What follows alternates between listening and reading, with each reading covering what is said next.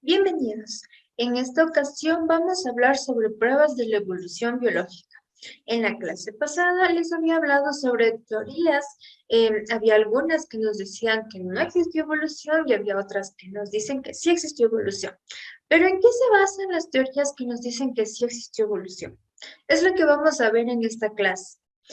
¿Cuáles son esas cositas que les permitió a los científicos el darse cuenta de que un dinosaurio es familia de una gallina, que los animales evolucionaron? ¿Por qué? ¿Cómo? ¿Cuáles fueron las cosas que nos permitieron comprender que sí existió una evolución? La primera es la evidencia fósil. El registro fósil que se ha encontrado en las distintas capas o estratos rocosos. Es imposible negarlo, aunque fijismo y el catastrofismo nos decían que pues estos registros fósiles eran simplemente de especies que se extinguieron.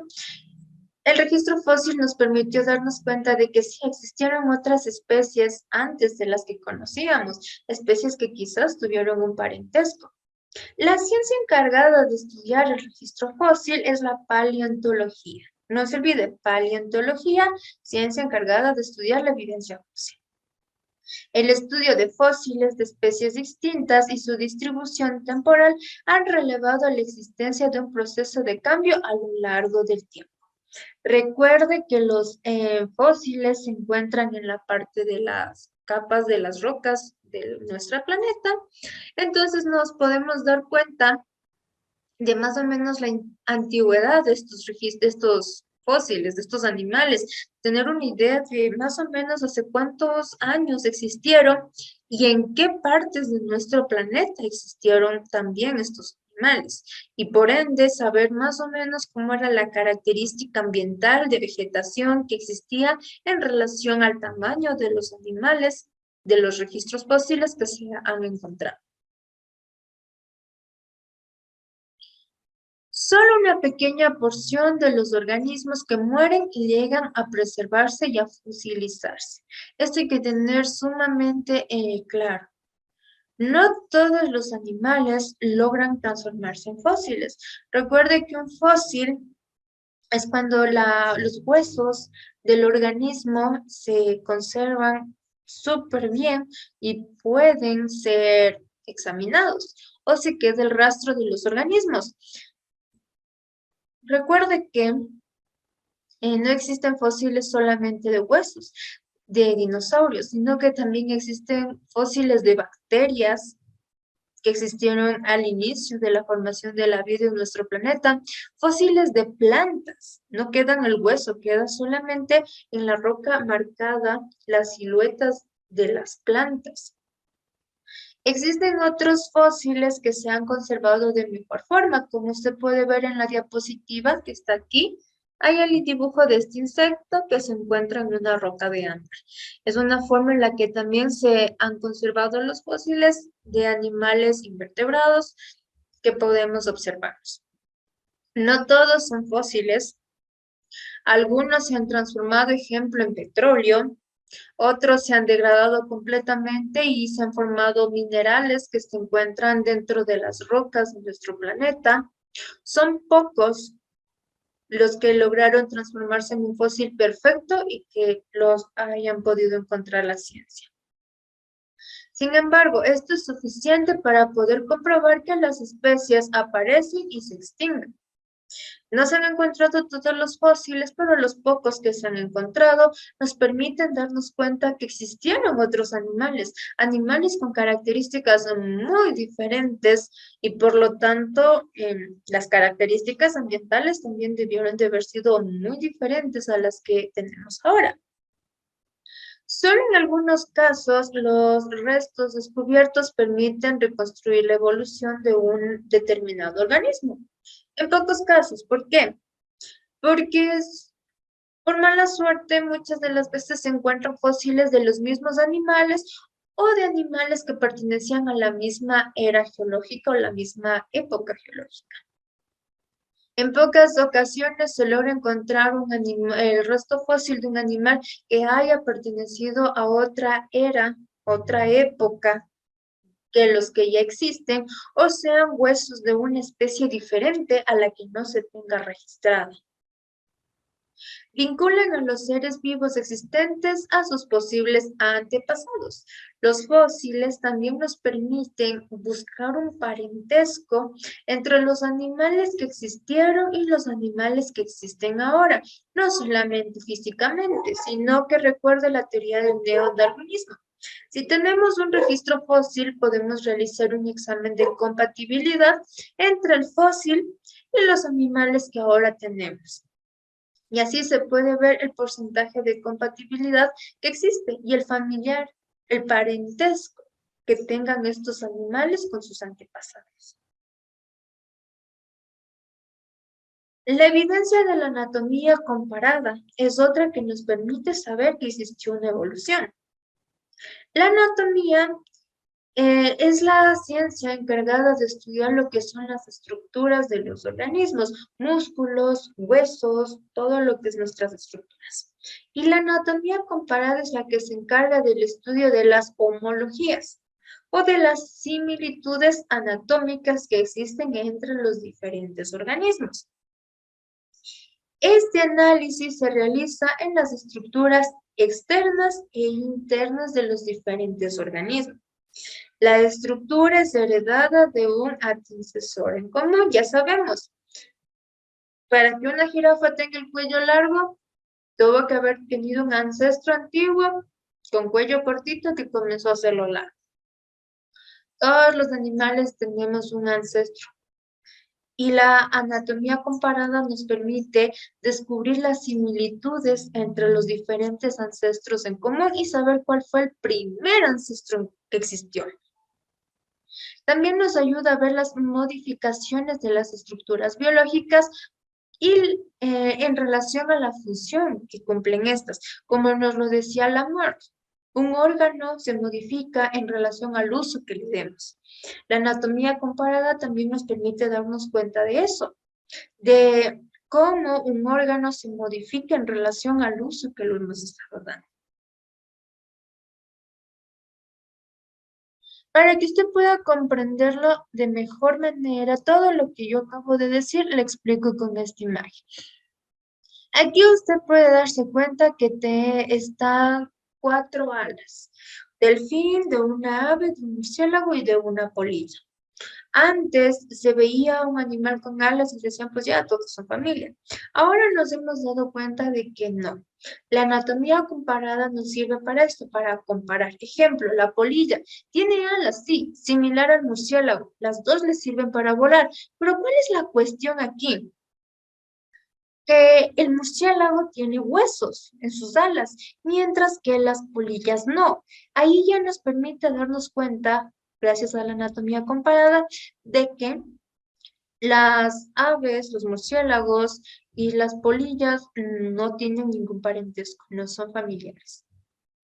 Ahora, si vemos la aleta de un delfín y vemos el ala de un murciélago, y usted es observador se va a dar cuenta que tiene los mismos huesos, pero en diferente forma.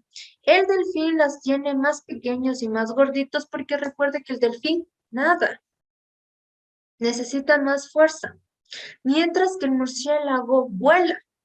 Necesita que sus extremidades sean más grandes para poder alzar el vuelo y desplazarse.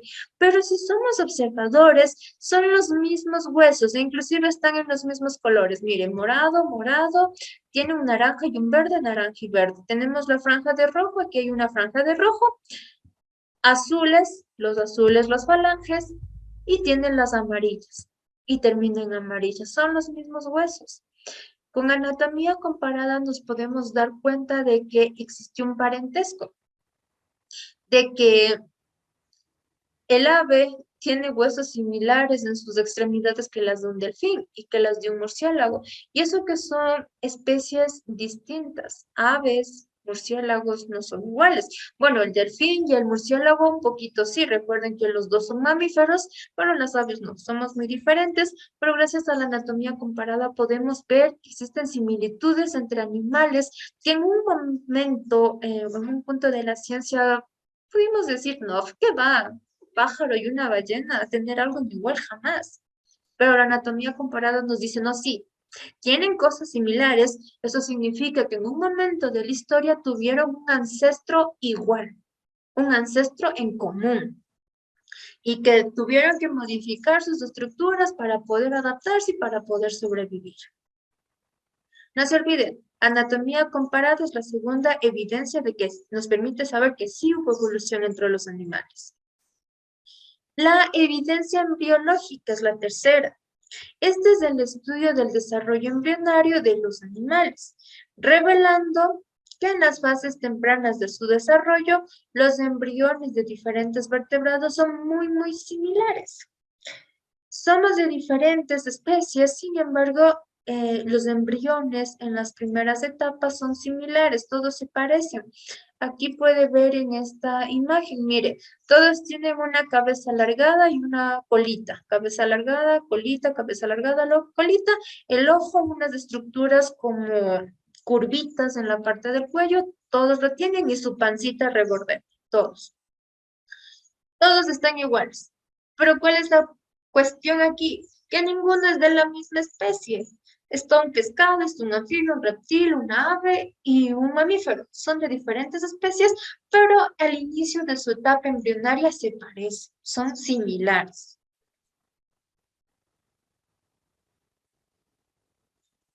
Las semejanzas van desapareciendo a medida que el embrión se va formando.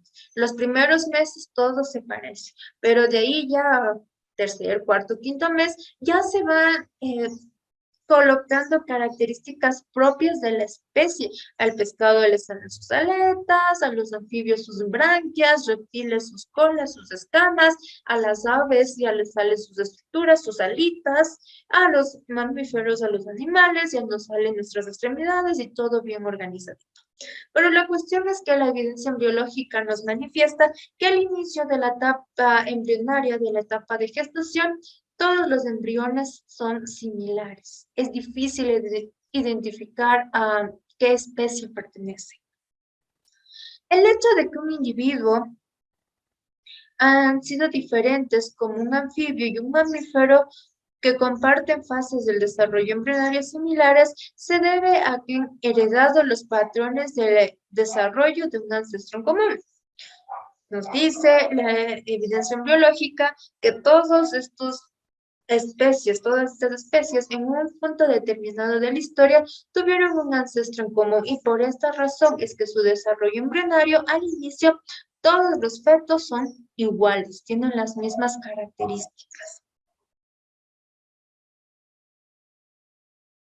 La evidencia biogeográfica, esta es la cuarta evidencia de que existió una evolución. La biogeografía es la ciencia encargada de estudiar la distribución de las especies animales y vegetales dentro de nuestro planeta. Las proporciones datas acerca de la evolución de los seres vivos. Según la teoría, nos manifiesta que antes existía un solo continente en nuestro planeta y que por diferentes circunstancias ambientales, este único continente se separó, formando los 5 que ahora conocemos. La biogeografía nos habla de evolución basándose en animales similares, pero en diferentes continentes. Un ejemplo aquí nos pone que en Latinoamérica encontramos la llama, la alpaca, la vicuña y el guanaco. Estos son yamingos de la parte andina de nuestro continente. Pero en África encontramos el dromedario y en la India los camellos, que también son familia. Los camellos y nuestras llamas son familias. Pero ahora me va a decir, la llama está aquí en la serranía ecuatoriana, en las montañas, y el camello está a kilómetros, cruzando un océano, casi 2 continentes de nosotros. Eso es lo que nos trata de explicar la biogeografía, comparando animales que existen en diferentes continentes, diciéndonos que en algún punto determinado de la historia de nuestro planeta existió un solo animal con estas características. Y que cuando se dio la fragmentación de los continentes, el grupo de esta especie biológica que se fue a Latinoamérica tomó características al ambiente de nuestro continente. Y la especie biológica, el grupo de estos animales que emigraron hacia la India, tomaron características en relación al ambiente en el que se encontraban, pero que tuvieron un ancestro en común, que eran la misma especie, pero para poder sobrevivir se modificaron, se adaptaron y evolucionaron en otras especies. La llama no tiene joroba, pero es familia de los camellos.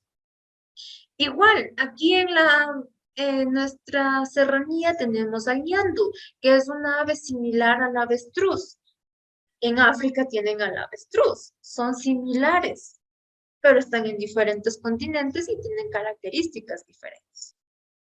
La separación de los continentes provocó el aislamiento de las especies y favoreció un proceso evolutivo independiente para que estas especies, esta misma especie biológica, se adapte al nuevo ambiente en el que tenían que desarrollarse y comience un proceso evolutivo. El video de esta clase concluye en esta diapositiva. Espero que la formación brindada les ayude en su formación académica.